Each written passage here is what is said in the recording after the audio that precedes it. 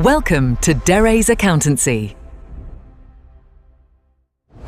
Hello students, welcome two days accountancy. My name is Rohit और आज जो है हम लोग क्वेश्चन नंबर 17 करने जा रहे हैं कैश फ्लो स्टेटमेंट का अपनी डीके गोयल बुक में से। तो आइए स्टार्ट करते हैं। एक बार स्टूडेंट्स हम क्वेश्चन को रीड करेंगे। क्वेश्चन कहता है कि हमको cash flow from investing activities calculate करनी है। हमको प्लांट एंड मशीनरी की ओपनिंग बैलेंस और क्लोजिंग बैलेंस दोनों गिवन है, राइट। गुडविल जो है वो ओपनिंग बैलेंस इसका 3 लाख था और क्लोजिंग बैलेंस इसका हो गया है 2,50,000। तो स्टूडेंट्स, सबसे पहले हमें ये पता होना चाहिए कि यहाँ पर गुडविल की वैल्यू क्या हुई है, कम हुई है, यानी हम इसको एमोटाइजेशन यानी नॉन कैश और नॉन ऑपरेटिंग आइटम के अंदर इसको डालेंगे। इसका इन्वेस्टिंग एक्टिविटी में कोई भी काम नहीं है, राइट। इसके बाद जो एडजस्टमेंट दे रखी है स्टूडेंट्स, वो हमको दे रखी है कि डिप्रिसिएशन 2,20,000 का है। प्लांट एंड मशीनरी की कॉस्टिंग दे रखी है 2,40,000, उस पर 90,000 का एक्यूमुलेटेड डिप्रिसिएशन है और उसको हमने प्रॉफिट पर बेचा है 10%, राइट। तो सबसे पहले मशीनरी अकाउंट हमने लास्ट क्लास में जैसे रिवाइज करा था, हम उसी तरीके से करने की कोशिश करते हैं कि मशीनरी क्या होता है, एसेट अकाउंट होता है और एसेट का हमेशा डेबिट बैलेंस होता है। इसका मतलब इसका टू बैलेंस बीडी हमेशा कहाँ आएगा, डेबिट साइड पे, और बाय बैलेंस सीडी हमेशा कहाँ आएगा, क्रेडिट साइड पे। बैलेंस बीडी पर हमने अपना ओपनिंग बैलेंस डाल दिया, यानी कि कितना, 12 लाख, और यहाँ पर हमने अपना क्लोजिंग बैलेंस डाल दिया 15,40,000, राइट। डेप्रीसिएशन हमको चार्ज ड्यूरिंग द ईयर दे रखा है बाय डेप्रीसिएशन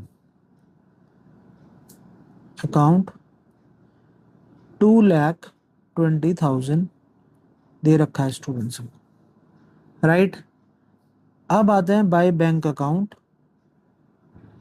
सेल।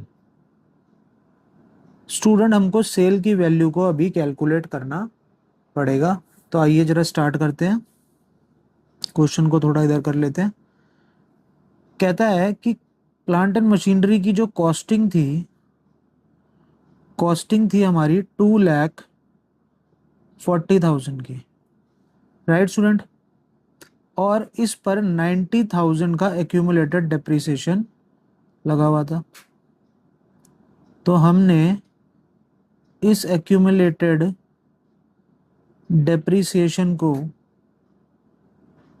इसमें से डिडक्ट कर दिया, तो ये आया 1,50,000। ये 1,50,000 जो है ये हमारी बुक वैल्यू आई है at the time of sale, right. अब इसको मैंने 10% गेन पर बेचा है, राइट। तो गेन को हमने ऐड कर दिया, गेन एट द रेट 10%, यानी 1,50,000 का अगर मैं 10% करता हूँ तो आंसर आता है इसका 15,000, राइट। अब मैंने इन दोनों को ऐड करा तो मशीन की जो सेल वैल्यू है वो आ गई 1,65,000, राइट स्टूडेंट। अब इस 1,65,000 को मैंने यहाँ पर लिख दिया है सेल वैल्यू के सामने। मशीन को हमने लॉस में नहीं बेचा है, हमने प्रॉफिट पर बेचा है, राइट। और प्रॉफिट किस तरफ आता है, इस तरफ आएगा, to profit and loss, profit, right, 15,000। Okay student, अब हम एक बार कैलकुलेटर से इसको कैलकुलेट कर लेते हैं। 15,40,000 plus 1,65,000 plus 2,20,000, the total becomes 19,25,000, right. तो यहाँ का भी टोटल 19,25,000 आएगा।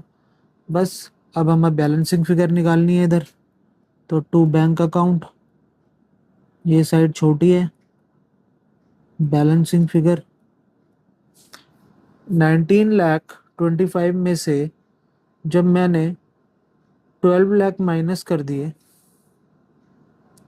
तो मेरा आंसर 7,25,000 आ गया, और इसमें से 15,000 और रिड्यूस कर दिए तो मेरी बैलेंसिंग फिगर आ गई 7,10,000 रुपीज़ की। राइट स्टूडेंट, आई होप कि आपको ये क्वेश्चन समझ में आया होगा। अब इसको आगे सॉल्व करते हैं। अब हमने देखा कि मशीन की सेल वैल्यू कितनी है, 1,65,000। इसको मैंने 1,65,000 को मैंने यहाँ पर डाल दिया, राइट। और परचेज ऑफ मशीनरी में मैंने डाल दिया 7,10,000। अब हम क्या करते हैं, बस अब हमें इसको कैलकुलेट करना है। अगर मैंने, क्योंकि हमने मशीन को परचेज करा है तो ये नेगेटिव में आएगा, क्योंकि कैश का ये आउटफ्लो बता रहा है और वो कैश का इनफ्लो है। जब हम सेल करते हैं तो इनफ्लो, और जब हम परचेज करते हैं तो आउटफ्लो। तो 7,10,000 में से जब मैंने 1,65,000 डिडक्ट करे तो मेरा आंसर आ गया 5,45,000।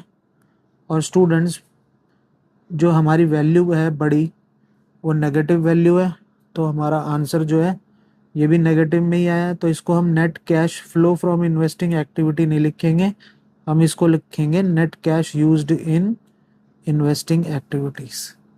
राइट स्टूडेंट, आई होप कि आपको ये क्वेश्चन समझ में आया होगा। अब हम मिलेंगे अपने नेक्स्ट वीडियो में। Thank you so much.